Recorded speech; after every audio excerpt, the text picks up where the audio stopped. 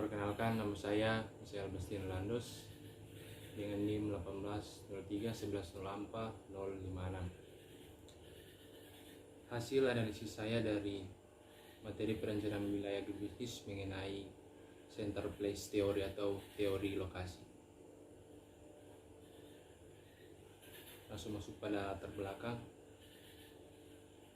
Latar belakang teori lokasi adalah ilmu yang menyelidiki tata ruang, kegiatan ekonomi, atau ilmu yang menyelidiki alokasi geografis dari sumber-sumber yang potensial, serta hubungannya dengan atau pengaruhnya terhadap keberadaan berbagai macam usaha, kegiatan lain baik ekonomi maupun sosial. Salah satu teori lokasi yaitu teori tempat pusat, dikemukakan oleh Walter Christeller pada tahun 1933. Teori menyatakan bahwa suatu lokasi dapat melayani berbagai kebutuhan yang terletak pada suatu tempat yang disebutnya sebagai tempat pusat. Tempat pusat itu sendiri merupakan pusat kota yang memiliki tingkat aktivitas yang tinggi. Lanjut, rumusan masalah. Berdasarkan latar belakang yang telah dipaparkan di atas, maka diperoleh rumusan masalah sebagai berikut. Pertama, apa yang dimaksud dengan center place theory? Bagaimana penerapan center place theory di Indonesia? Lanjut, tujuan dan sasaran. Mengidentifikasi apa yang dimaksud dengan center place theory dan yang berhubungan dengan teori ini, serta mengidentifikasi kota di Indonesia yang telah menerapkan center place theory. Kemudian, histori atau awal mula dari teori ini, atau cerita dari teori ini. Center place theory dikemukakan oleh Walter Christeller pada tahun 1933. Teori ini menyatakan bahwa suatu lokasi dapat melayani berbagai kebutuhan yang terletak pada suatu tempat yang disebutnya sebagai tempat sentral. Tempat sentral ini memiliki tingkatan-tingkatan tertentu sesuai kemampuan melayani kebutuhan wilayah tersebut. Bentuk pelayanan digambarkan dalam segi 6 heksagonal. Teori ini dapat berlaku apabila memiliki karakteristik sebagai berikut. Wilayahnya datar dan tidak berbukit. Tingkat ekonomi dan daya beli penduduk relatif sama. Penduduk memiliki kesempatan yang sama untuk bergerak ke berbagai arah. Kemudian, secara hierarki, center place theory dibagi menjadi 3 tingkatan pelayanan, yaitu hierarki ke-3, hierarki ke-4, hingga hierarki ke-7. Hierarki ke-3 merupakan pusat pelayanan pasar optimum di mana tempat sentral tersebut selalu menyediakan kebutuhan barang-barang pasar untuk daerah di sekitarnya.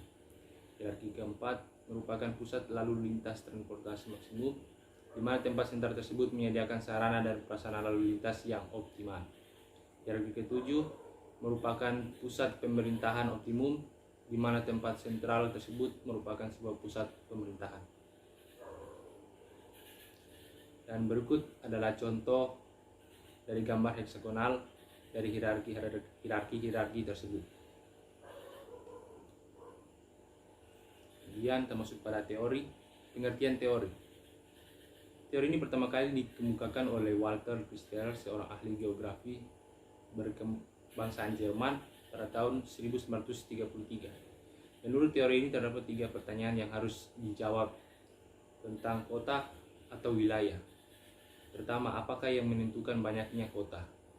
Kedua, apakah yang menentukan besarnya kota? Dan ketiga, apa yang menentukan besarnya kota menurut Christeller terhadap konsep yang disebut jangkauan atau range dan ambang atau threshold. Pengertian dari range sendiri adalah jarak yang perlu ditempuh manusia untuk mendapatkan barang kebutuhan pada suatu waktu tertentu saja. Sedangkan pengertian dari threshold adalah jumlah minimal penduduk yang diperlukan untuk kelancaran dan keseimbangan suplai barang. Berikut ini ada ilustrasi range dan threshold. Kemudian asumsi teori Christaller. Permukaan bumi datar tak terbatas dan memiliki sumber daya homogeni, di mana tersebar secara merata, atau dengan kata lain, tidak terdapat perbedaan kondisi geografis. Kemudian tidak terdapat batasan administrasi dan politis yang dapat menyimpan perkembangan pemukiman. Kemudian tidak terdapat eksternal ekonomi yang mengganggu pasar. Lalu populasi tersebar secara merata di seluruh area dan tidak terdapat pusat pemukiman. Banyak pedagang kecil menawarkan produk yang sama dan tidak ada keragaman produk. Semua pembeli memiliki daya beli yang sama. Kemudian biaya transportasi di semua arah dan ragamnya sebanding dengan jarak. Pembeli membayar biaya transportasi produk dan layanan. Tidak ada akomodasi dan inovasi atau kewirausahaan. Keterbatasan dari teori Christaller ini. Asumsi yang menyatakan bahwa wilayahnya adalah suatu daratan yang rata, mempunyai ciri-ciri ekonomi sama dengan penduduk, juga tersebar secara merata, tidak bisa digunakan bagi setiap wilayah, karena pada kenyataannya atau kondisi existingnya, setiap wilayah memiliki topografi yang berbeda-beda, yang tentunya akan berpengaruh pada biaya transportasi, persebaran penduduk, dan juga ciri-ciri ekonomi. Kemudian yang kedua, kurangnya diperhatikan faktor lain seperti teknologi. Jangkauan suatu barang dan jasa tidak ditentukan oleh biaya dan waktu. Lalu dengan kemajuan teknologi yang semakin canggih, konsumen tidak selalu tidak memiliki tempat pusat yang paling dekat. Hal ini bisa disebabkan oleh adanya tarif atau fasilitas sarana dan prasarana. Tempat pusat yang lebih jauh tersebut lebih besar dibanding dengan tempat pusat yang terdekat.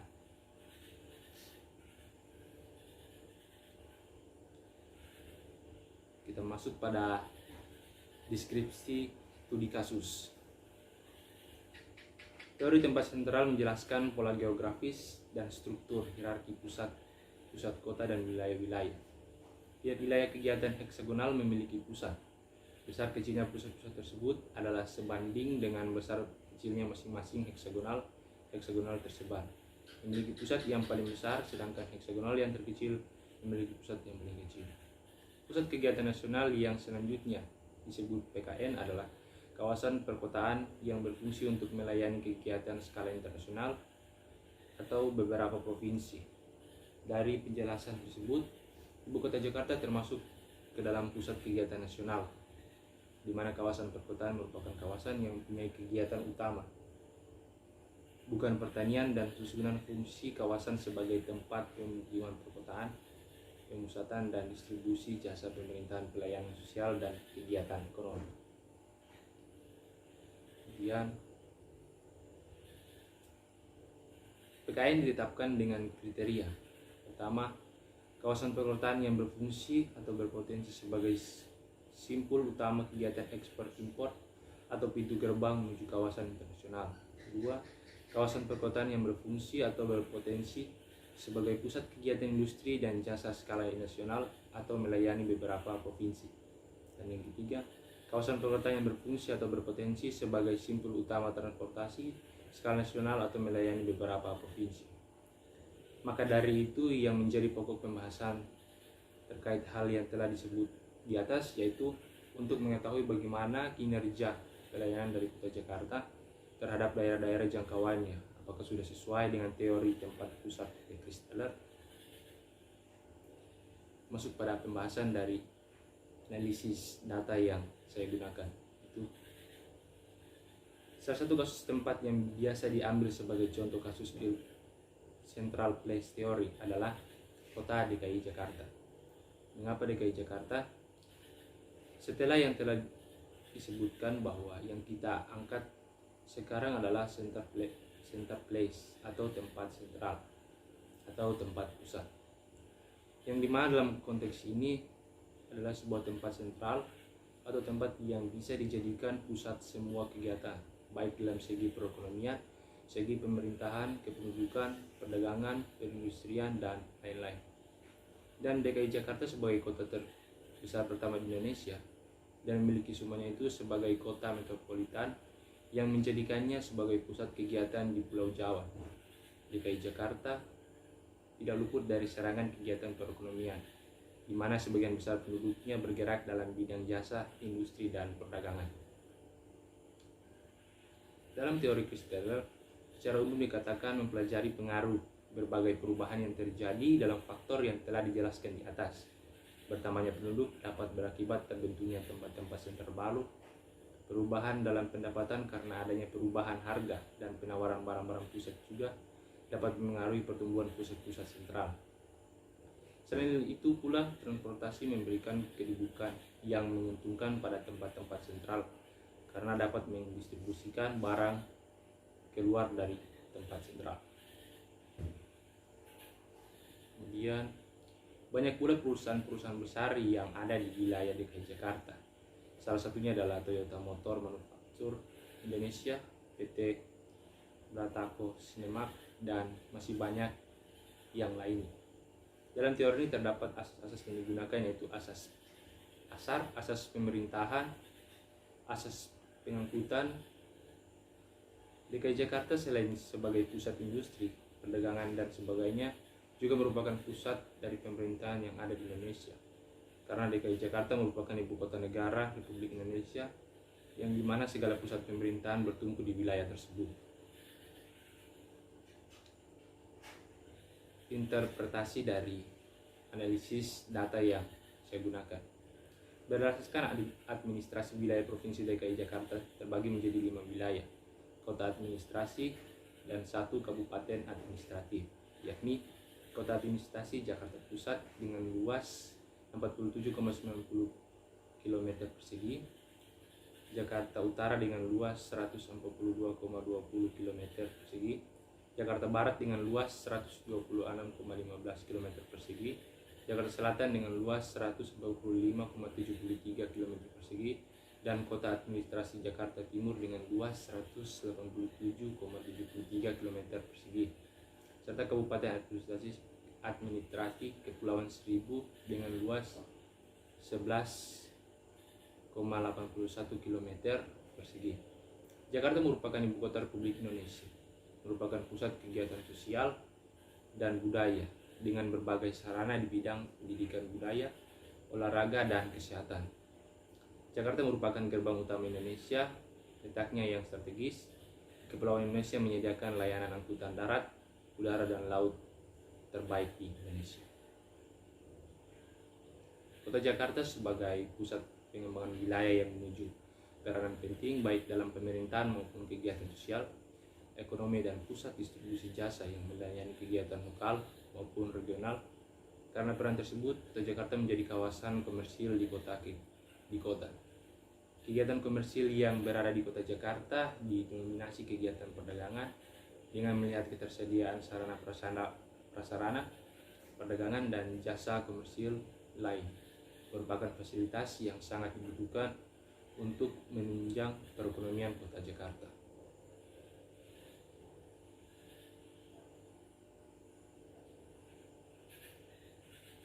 Berikut ini adalah tabel luas area jumlah penduduk dan kepadatan penduduk di wilayah Kabupaten Kota DKI Jakarta.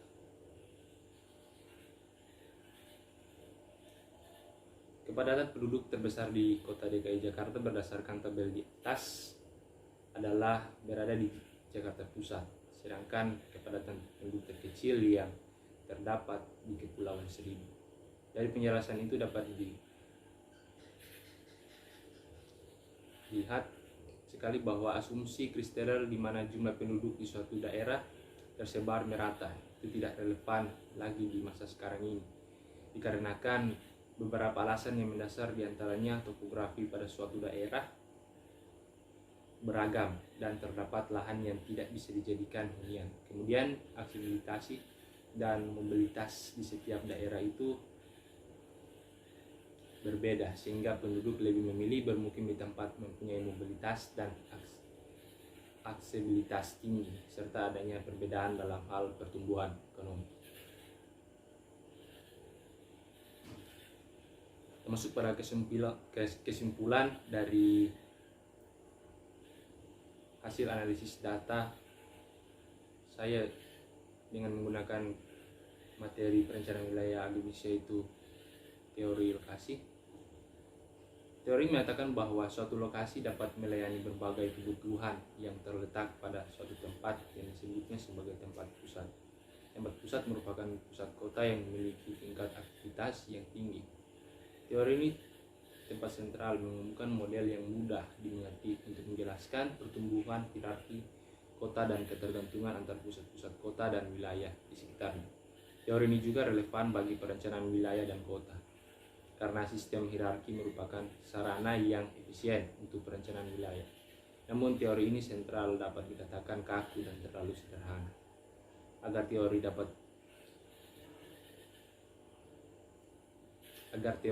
dapat sentral, dapat menjelaskan segala gejala dinamis, maka perlu ditunjang oleh teori-teori pertumbuhan wilayah lainnya. Teori kristal merupakan teori yang menggunakan bentuk segi enam sebagai acuan pelayanan agar terjadi pelayanan yang merata. Teori ini sebenarnya bagus apabila dapat dipraktikkan, namun memiliki kelemahan karena menggunakan asumsi-asumsi yang sudah tidak relevan di Indonesia dan di zaman sekarang. Saat ini setiap orang memiliki daya ekonomi yang berbeda-beda tergantung pada pendapatan. Selain itu, tiap wilayah di Indonesia memiliki topografi yang tidak sama.